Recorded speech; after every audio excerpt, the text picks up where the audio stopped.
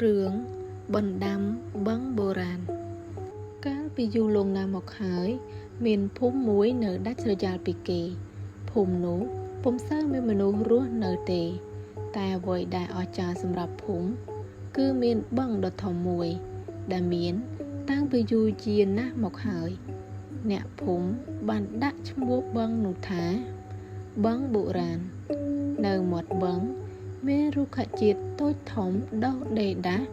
ចោលម្លប់ត្រឈឹងត្រឈៃប្រកបដោយផ្កាផ្លែគួរជាទីមនោរម្យនៅក្នុងបឹងមានឈូកប្រលិតរំចង់និងទឹកថ្លាឆ្វេងឆ្លុះដល់បាតដីមច្ឆាតូចធំគ្រប់ប្រភេទ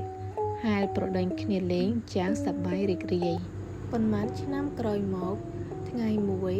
ពូសុកនិងមីងមុំបរទេះទៅកាប់អុសដើម្បីដុតធ្វើជាធ្យូងសម្រាប់លក់នៅតាមផ្លូវមីងមុំនិយាយថាពុកវាខ្ញុំគិតថាយើងគួរតែកាប់ឈើដែលដុះនៅមាត់បឹងក្បែរភូមិយើងទៅព្រោះនៅទីនោះសម្បូរណាស់ហើយចិត្តផងពូសុកតបមែនហើយម៉ែវាខ្ញុំក៏គិតដូចឯងដែរតាំងពីពេលនោះមកពូសុកនិងមីងមុំទៅកាប់ឈើនៅទីនោះជារៀងរាល់ថ្ងៃអ្នកភូមិឃើញប្តីប្រពន្ធទាំងពីរកាប់ឈើនៅមាត់បឹងនោះក៏ចេះតែនាំគ្នាមកកាប់ឈើទីនោះដែរទៅលុះយូរទៅអ្នកភូមិមានចំនួនច្រើនឡើងហើយការរស់នៅរបស់ពួកគេក៏ពុំបានគិតពីអនាម័យឬការបាត់បង់ព្រៃឈើនោះទេអ្នកភូមិនាំគ្នាចុះងូតទឹកក្នុងបឹងលែងសត្វពាហនៈផ្សេងឲ្យចុះផឹកទឹកបឹងអ្នកខ្លះលាងសមាតគោក្របីសេះចោលសម្រាមនិងកាក់សំណល់ផ្សេងចូលទៅក្នុងបឹងមិនយូរប៉ុន្មានបឹងបុរាណដែលធ្លាប់តែមានទឹកថ្លាឆ្វេងនោះបែរជាល្អក់មច្ឆាតូចធំចាប់ផ្ដើមហិនហោចស្ទើរអស់ហើយបឹងក៏ចាប់ផ្ដើមរីងបន្តិចម្ដងដែរ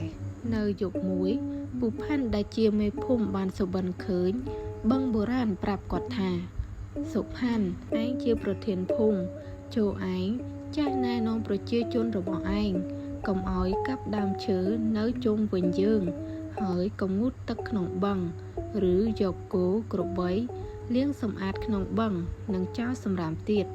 បើមិនដូចនេះទេប្រជាជនរបស់ឯងនឹងកើតជំងឺគ្រប់គ្នាហើយប្រទេសរបស់ឯងនឹងជួបគ្រោះធម្មជាតិជាមិនខានព្រឹកឡើងពូផាន់យល់ថាសុបិនរបស់គាត់គឺជាការពិតគាត់នឹងព្យាយាមធ្វើការណែនាំអ្នកភូមិតាមបណ្ដាំរបស់បឹងបុរាណថ្ងៃនេះដែរនៅក្នុងថ្នាក់រៀនរបស់បូណានិងរដ្ឋាអ្នកគ្រូកំពុងបង្រៀនមេរៀនអំពីសារៈសំខាន់របស់ប្រភពទឹកអ្នកគ្រូសួរឡើងតើអ្វីខ្លះដែលជាប្រភពទឹកបូណាឆ្លើយគឺអណ្ដូងស្រះបឹងស្ទឹងណាអ្នកគ្រូតបល្អណាស់បូណាតើមានកូនណាដឹងទៀតទេរដ្ឋាក៏ក្រោកឈរឆ្លើយគឺសមុទ្រទន្លេព្រែកអូអ្នកគ្រូតបល្អណាស់រដ្ឋាតើកូនទាំងអស់គ្នាដឹងទេថាទឹកមានសារៈសំខាន់អ្វីខ្លះប៊ុនជាសិស្សរួមថ្នាក់របស់បូណានិងរដ្ឋាក៏ឆ្លើយឡើងទឹកមានសារៈសំខាន់ដូចជាសម្រាប់ផឹកចម្អិនម្ហូបអាហារងូតបោកសម្លៀកបំពាក់ស្រោចដំណាំនិងសម្រាប់សត្វផឹកទៀតផងអ្នកគ្រូក៏សួរបន្តប្រសិនបើទឹកនោះកខ្វក់តើយើងនឹងជួបបញ្ហាអ្វីខ្លះប៊ុនបន្ថែមគឺកើតកមរមាស់ជាពិសេសពេលយើងបរិភោគមិនបានចម្អិនឲ្យបានត្រឹមត្រូវធ្វើឲ្យកើតដង្កូវពោះវៀនអ្នកគ្រូលើចម្លើយសិស្សដូចនេះគាត់បន្តថាល្អណាស់ដែលកូនយល់ដឹងអំពីសារៈសំខាន់របស់ប្រភពទឹកពេលមកដល់ផ្ទះបូណានិងរដ្ឋាបានយកចំណេះដឹងពីសាលាមកប្រាប់ឪពុកពូផាន់